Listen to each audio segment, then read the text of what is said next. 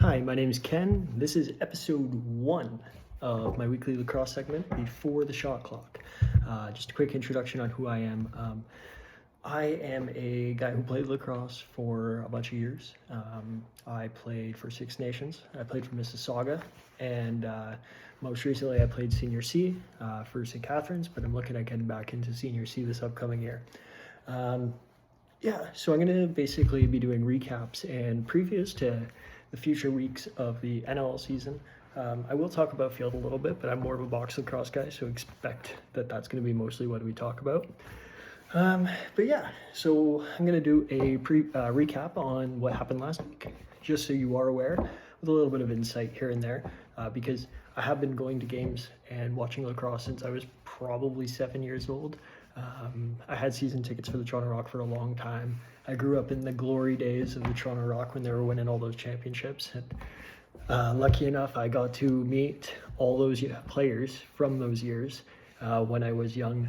I got to go in the locker and meet them all. They signed my jersey, all that stuff. So shout out Dave Murray, trainer who just retired from the Toronto Rock. He was the guy who actually hooked that up. So very, very grateful for those moments and seeing all those championships won. Now I'm just a lover of the game. So let's get started. So let's talk about this past weekend of lacrosse. So starting off, we had Georgia versus Buffalo. Great game. Really quite exciting. We saw a face-off in a zone, which you don't really see too often. Usually it's just at the center dot. Once in a while you see it in the restraining line area, I believe, but for the most part it's the center dot. So it was weird to see something down in one end. So Buffalo, best fans in lacrosse, always have, always will be. All that orange, all that energy, all that chanting, they're the best. So they sold out. It was their banner raising ceremony. They did great. As you'd expect, sold out. Sea of orange. Unbelievable. I think they're going to be a force this year with that add of Ryan Benesh back. Benny's been such a good player for so many years. So adding a guy of his caliber, no matter how old he is going to be a huge asset. They will miss Fraser and Kluche. With Fraser going to Vegas, that's a lot of goals you're going to lose and a lot of excitement. But I think they're still going to be a very good team. Okay. So from the flip side of that game, you had Georgia, who they look good. I mean, Lyle Thompson's fantastic, but I found their transition game was very surprisingly good. This Tarbell kid is unbelievable. He impressed me a lot, very fast in transition. Expect a lot of goals coming out of transition, and the speed of their transition was unreal. So that's, for those guys who don't know lacrosse, that's defense to offense. Defense gets the ball, sprints down the floor, and tries to score a goal or just get it into that zone as quickly as possible so that they can get the offense on the board, on the floor, to make something happen offensively. So that was awesome. Another weird thing that happened for those people who didn't quite watch the game, the goalie for Georgia, Dobson, got a penalty, which I haven't seen in a while. Last I remember seeing that was like the 90s. And so that was really, really interesting. So basically he made a cross-check to the throat. Dirty play, in all honesty. Anybody who says that wasn't a dirty play is crazy, because from a young age you're taught when you cross-check down. Because if you cross-check up, you hit them in the shoulder pads, and that can bounce into the throat, the face. So when you cross-check down. That will get right in the guard, right in the shoulder, right that little pad on your arm there. So that will help any sort of contact not going up and not causing penalties or injury.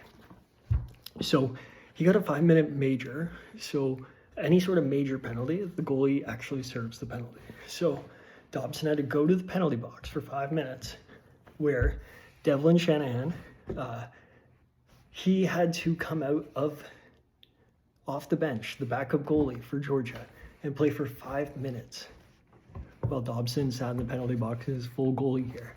Unbelievable to see. That was something I couldn't fathom, but it was awesome. So that was that game. Buffalo came out on top on Georgia, but it could have went either way, truly. So that was a good game. Oshawa versus Toronto. So that was Oshawa's first ever home game. First ever game in general. It was great. Great lacrosse. I thought their defense was really good. Doug Jameson playing in net, still lead as always. I mean, the thing with Doug Jameson is he's been good his whole life. Like when I played goalie for Six Nations, he was in the system at the same time as me, and he was incredible. Like Dougie's always been the guy.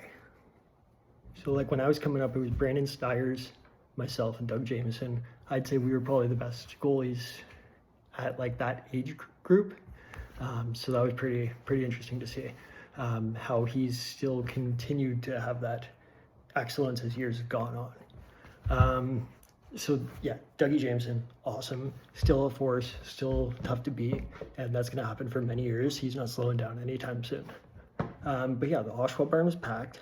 There was a lot of Rock fans in the crowd, which makes sense because Oshawa is close to Toronto, which is where the Toronto Rock used to play in Toronto. So you'd expect that there would be some crossover there, but I'm hoping that Oshawa can continue to keep that crowd as the season goes on and other teams come to visit, opposed to just Toronto.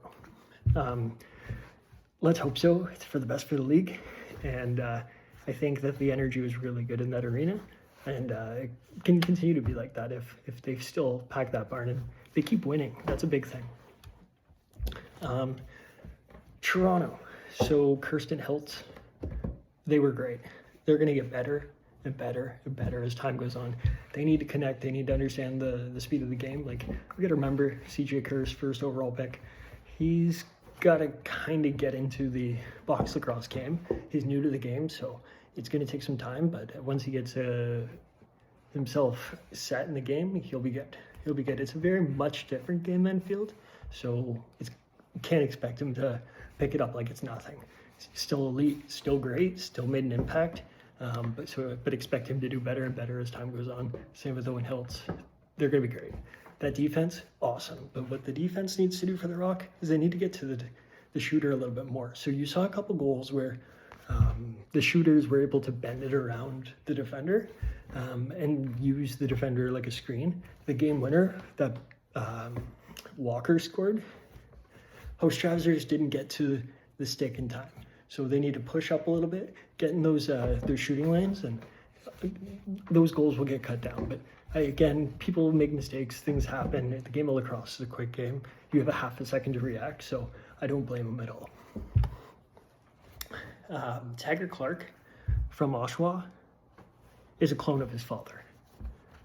It's nostalgic for me because I saw Glenn the Surgeon Clark play when he was young.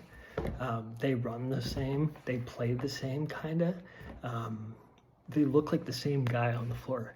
So when I see him, I feel like I'm watching his dad in the early 2000s, which is super weird to me. But Taggart Clark is sick. He's going to be very good. Just kind of plays the game the right way.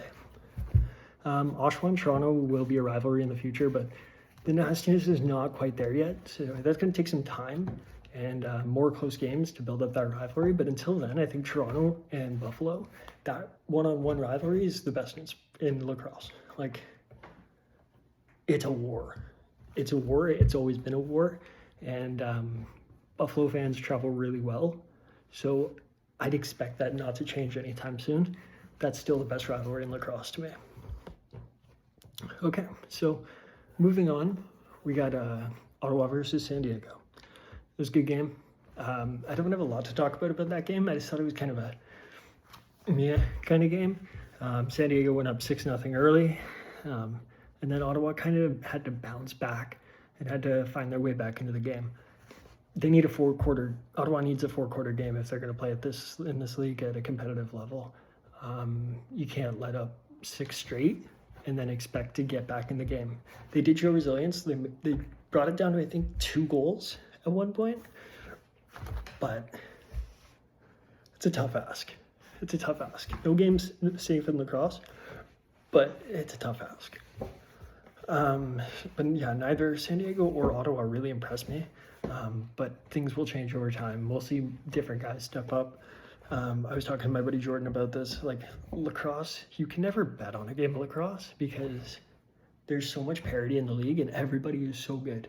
Like, you're not playing with 30 teams in the league. Like, other sports. You're playing with, like, I think there's 12 teams in the league right now. So it's like, with all the guys that play lacrosse, you'd expect you're getting the best of the best. It's like every team is an all-star team. You're not getting crazy mismatches. They don't really happen. It's any given Sunday. So, lastly, let's talk about Colorado versus Vancouver. So Will Malcolm, breakout performance, probably my performer of the week. 6 goals and 2 assists for Colorado. He led the way as Colorado did upset Vancouver. I believe it's an upset. Some people might not.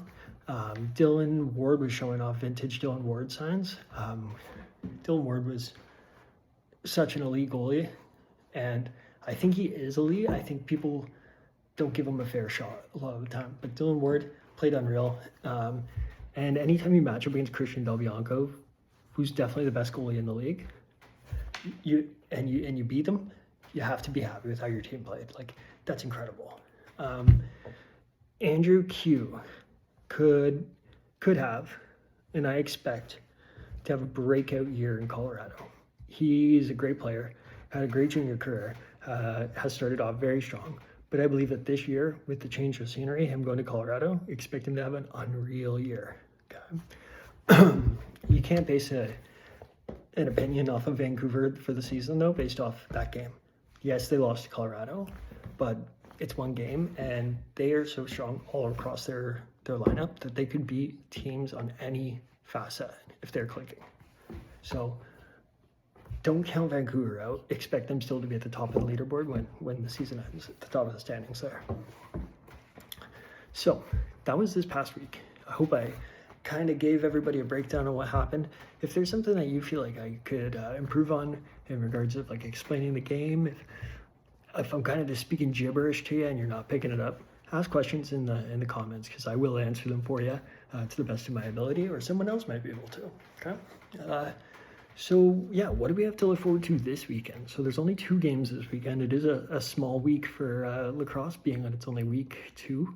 I almost want to call it like 1B, because there is only 2 games. But yeah, we have, starting off on the Friday night, we have Oshawa versus the Halifax Thunderbirds. They're playing in Halifax, aka the Nest. This is Halifax season opener, and Oshawa looks to make it 2-0 on the season. Expect a tight game, but I do have Halifax edging out Oshawa in a close one. On Saturday night, we have a rivalry battle between the Roughnecks as they play the Rush in the always loud SaskTel Arena in Saskatchewan. Just like Saskatchewan Roughriders fans, Saskatchewan Rush fans, always wearing their green, always loud, always passionate. I'm really not sure what to expect in this game, because both teams are kind of young. So you don't really have a full sign of what to expect on it. However, I do believe Calgary is going to be young and fast, and they'll play a rush team that tends to go on like rushes. And when I say rushes, I mean like they might score 4 or 5 goals, boom, boom, boom, boom, boom, and then you won't see anything for a quarter. Or they will just have a full hot game, and then the next week they'll be a little quieter. But Brock Haley for Saskatchewan is the guy to watch. That guy's a shooter. He knows how to find the back of the net. He's going to continue to shoot. And if I'm Saskatchewan Rush, I'm going to try to get the ball in that guy's hands as well as Robert Church's hands as much as possible. So that's pretty much what to expect this upcoming week. If I have to pick who I think is going to win, I think I'm going to go with Halifax in the first game, and I'm going to go with Saskatchewan Rush in the second game. And just to finish things off with a fun lacrosse story, for all you gearheads out there, all you guys who love lacrosse gear, there's a crazy amount of you out there. I sold about 4 months ago, I sold a OG Torque. I sold an OG Torque lacrosse head for $600. One of my friends thinks that's the stupidest thing I could have done. He said, I'm going to regret it. Well, it was a Torque head with a Orange Crush shaft. And for all of you people who don't know what an Orange Crush shaft is, the Orange Crush is the defenseman stick. That thing is meant to brutalize the forwards. It's the heaviest stick you could possibly get. And it's so good for defensemen for just inflicting pain and making arms go numb. So I'm going to miss it because I did use that stick when I switched from goalie to defenseman. That was my primary stick, and it was a stick that I loved to use. And to put it nicely, it pissed off the other team. I was kind of like a mosquito, I'm a small, skinny guy, and, I'm just annoying and constantly hitting people with my stick, and that's how I play. But that Orange Crush made that easier to do, so I am going to miss it, but $600, I'm okay with that one. For you people who think I'm still crazy, there's a reason why I did it. Firstly, I'll never get the Orange Crush back, but firstly, the torque, I have another torque, okay? So I still can have a torque if I want one. Secondly, probably a year before, I was gifted from former St. Catharines captain, former Colorado Mammoth and Rochester Nighthawk player, Jeff Wittick. Jeff and I were hanging out, and he said, "You want some gear, dude?" So he gave me this guy right here. This is I believe it's the Rochester Nighthawks team stick from when he played for Rochester. I love that stick. But yeah, thank you, Jeff, for that stick. I'm looking forward to using it in game this spring, summer in Senior C. If I get picked up by a team, we'll see what happens with my rights. I did get traded because my team folded, so now it's a matter of getting picked up by a new team. So any of you Senior C teams, if you need a guy, talk to your boy. Secondly, that's why I was more okay with getting rid of that stick. Okay, great stick that he gave me. So thank you, Jeff. Secondly, Jeff gave me these. These are the gloves he was given when he played for the Rochester Nighthawks. So those are team Rochester Nighthawks gloves. And I love those things. I've been using them for ball hockey, and I'm going to use them for lacrosse as well. Those are sick. So again, shout out Jeff Wittick. Love them, man. They are awesome. They've done me some good so far. They're not helping me score too much in ball hockey, but when it comes to lacrosse, maybe I'll pop one or two this year.